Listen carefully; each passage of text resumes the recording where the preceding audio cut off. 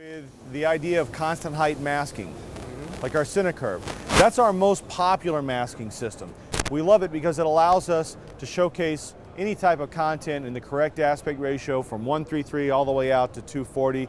No stretching, no zooming, no black bars. However, even though it's our most popular, it does have its limitations because we can show off the content the way it was meant to be seen in the correct aspect ratio, but what about the right size? The problem is that content comes from many different devices. You have streaming devices like Apple or YouTube. One step up from that is broadcast. Another step, you've got Blu-ray, and that's markedly better than the previous two. But you also have this promise of 4K or 8K coming somewhere down the line. Most of the time, our integrators design for Blu-ray, maximize what's available today. The problem with that aspect is streaming devices look awful.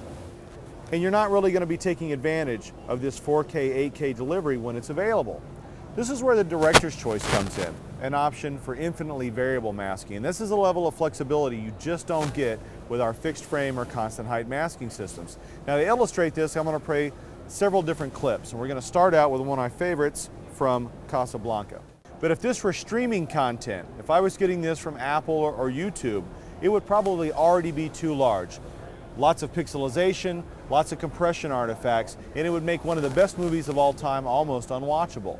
In 4K, there wouldn't be a big point to that because I would not be able to see a true difference in the resolution because of the smaller screen size. With the Director's Choice 100, this does become reality. But we've done what no constant height masking system can do. We've made it 4 times larger. Now, you might be wondering why we're talking so much about 1:3:3 here at the beginning, and there's a couple of reasons. For one, it's one of the worst things that you can watch on a flat panel television. Cheers, Gilligan's Island, or Star Trek, they all have one thing in common, that format. Now you're able to give them the ability that no matter where they're getting the content from, if they're streaming it from Apple or YouTube, they can see it without any artifacts, without any compression issues, because they can adjust the size and optimize for whatever resolution that source device is.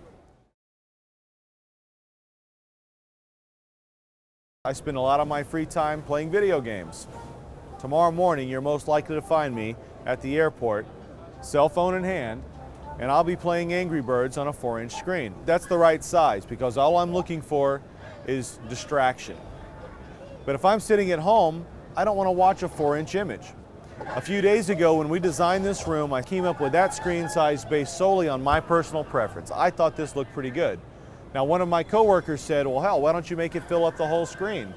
And I said, why? The birds don't get any angrier, right? This is the right size for me. But this isn't the only thing that I like to play. My tastes sometimes run a little more extreme. I want to see this exactly as if I were sitting in the cockpit of that tank. I want to turn video game into simulator.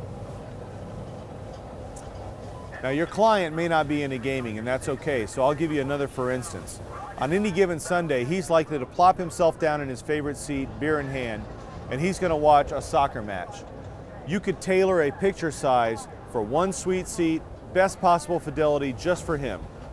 But when World Cup comes, he's got 20 friends and family over. Now you have 20 sweet seats to think about. And he wants to show off a bit. He wants to make sure everybody gets the best possible experience. So you could generate a very large image, fill up the entire wall. It doesn't matter what the resolution is. It's party atmosphere. It's all about having a great time and a good experience. You could just say, well, I'll sell my customer a screen this size, and he might be happy for a year or so. But sooner or later, hopefully, he invites you back to install another 4K device into his audio system, his video system. Now, when you put that 4K optical drive or server in, or maybe it's a satellite receiver or cable box, do you really want to have a conversation with him where you say, hey, I know I just sold you that screen a couple of years ago, but now I'm going to tell you to throw it away and buy a new screen.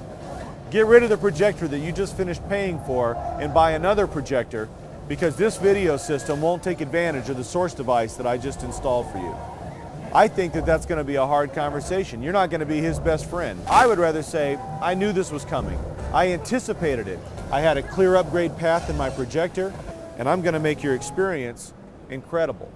This is over 4 times the size of the previous clip. So you're sitting about 2.5 meters away from a 4.5 meter wide image, and no one complains about it because there's no artifacts or digital noise in that image. So I could take this screen exactly as you see it. I could put it in a space that's 3 meters high, 5 meters wide, and it's only 4 meters to the back of your chair. That's an incredibly large image for such a small venue. So you see the masking panels completely closing. When the system's not in use, the screen is protected from dust and debris. But additionally, this gives an elegant architectural solution for if this is not a dedicated theater, perhaps it's a small multi-purpose space. We have a television, we've got 4K movie night, and we have everything in between. It's whatever your client wants it to be. The only limitation to this system is the height and width of the room that they place it in. So that concluded the presentation. Hopefully you enjoyed it and you found the seats comfortable.